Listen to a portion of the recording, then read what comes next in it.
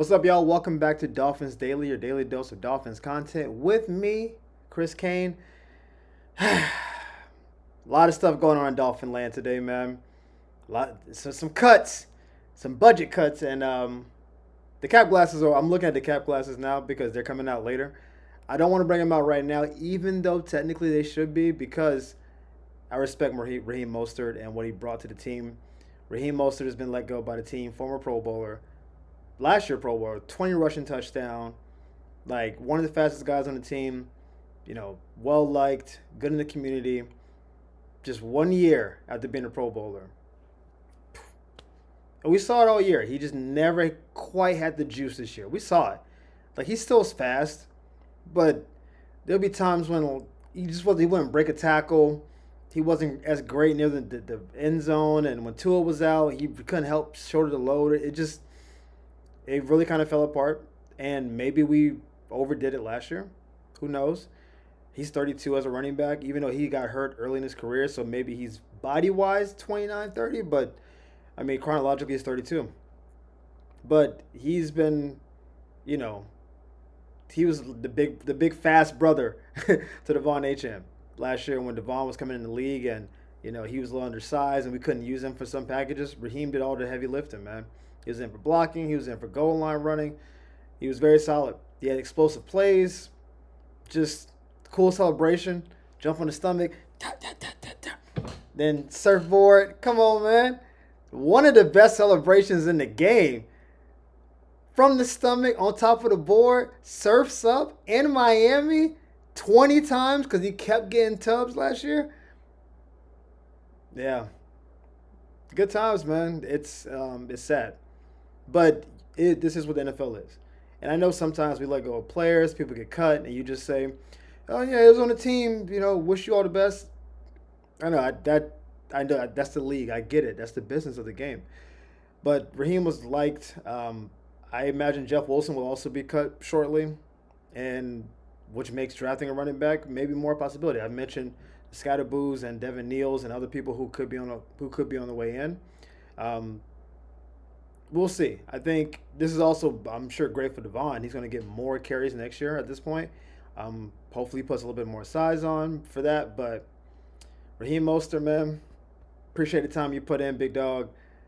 I hope you end up on a good situation. Like, you're like the number two back to a really good running back. Not a team like, don't go in division. We don't want to see you with the Patriots. But if you go to a team like Cincinnati or something where you could be the second to Chase Brown, hey, I wish you the best, man. And hopefully you have a couple more years left. We'll see.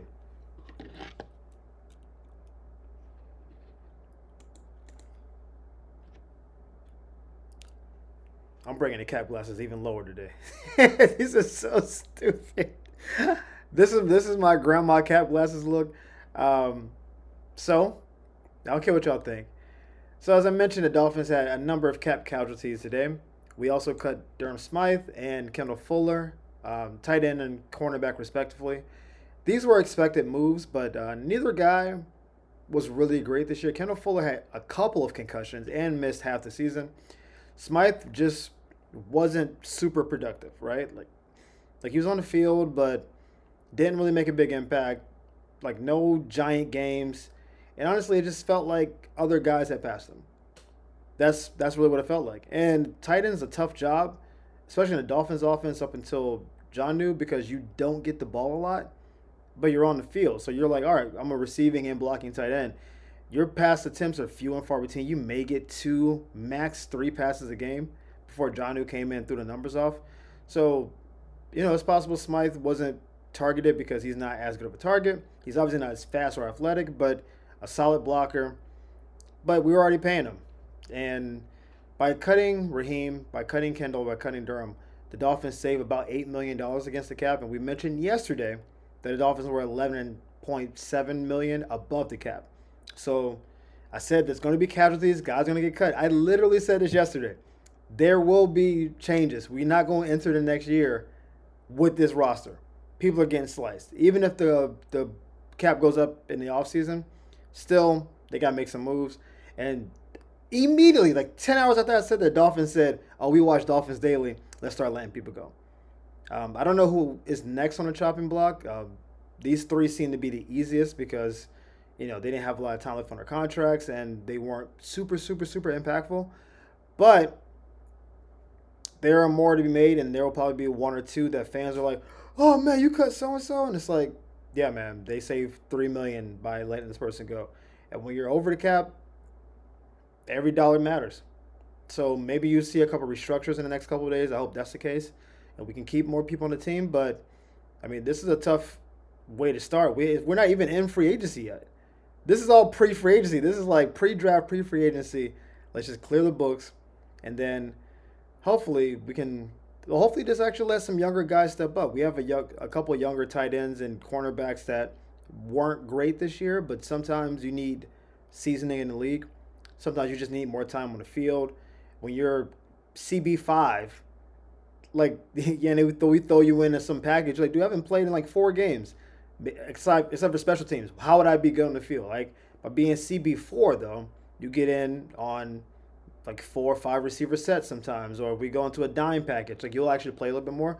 So maybe one of those younger corners will emerge. Tight end, I think we're solid already. We may draft a tight end, but I think we're okay in that position. So I'm excited for what this holds. Kendall Durham, we wish y'all the best. Not as much love as Raheem, but thank y'all for your time. And finally, I got to eat some crow. I said maybe a week or so, maybe a week and a half, that Tyreek Hill and Noah Lyles were never going to race. I said it. I said this is a bunch of bluster. These guys love the limelight. These guys literally the fastest man in the world. Tyreek Hill is not even the fastest NFL player. What are we talking about? Why don't you race Xavier Worthy? Why would you race why would you do that? It doesn't make sense for these guys to race, except for they keep talking to each other. Subliminals and just overt, I'm faster than Tyreek. He don't want to see me. Meet me on the track. And sure enough, all that bluster, all that talk, all the social media stuff has led to something I did not think was going to happen, is that these two men have agreed to a race. Tyreek Hill, Miami Dolphins wide receiver, is going to race Noah Lyles, the current fastest man in the world. Let me repeat it for the people out there. Miami Dolphin wide receiver Tyreek Hill is going to race Olympic gold medalist Noah Lyles for who's the fastest man in the world competition. Only in America.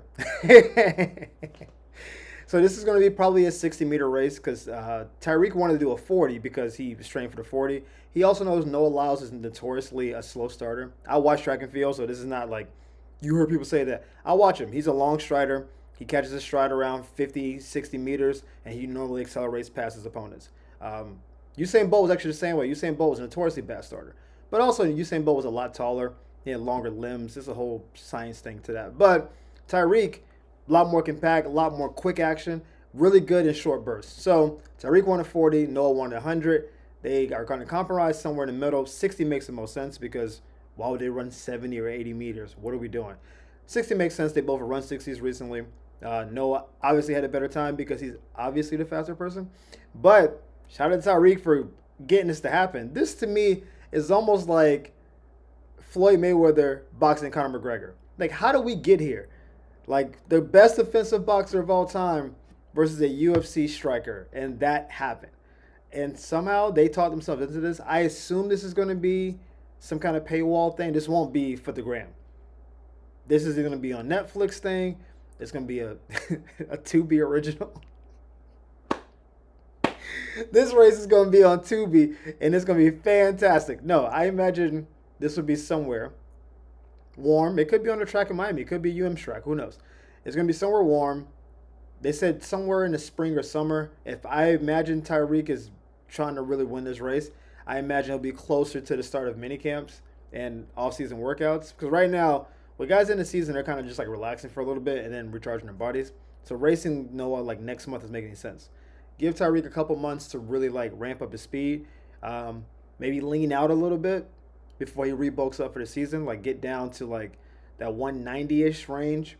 And so he can just feel as fast as Noah is going to be in shape because he's literally a professional runner. But I can't believe the race is happening. I said it wouldn't happen. I was 100% wrong. Let me lean and be 10 toes down on that. And I will also tell you that I cannot wait to race. And I hope there's undercards where I show speed and Shikari racing. I hope there's other social media. Someone was racing Kai Cenat. Like, I hope there's just a bunch of nonsense. I don't want it to just be these two. I want a full circus because that's what this is. And what a time to be alive, man. But thank you guys as always for tuning in to Dolphins Daily. We thoroughly enjoy it. Thank you guys for allowing me to spend part of my birthday and Valentine's with all of y'all. And we will see you guys next time on Dolphins Daily. Peace.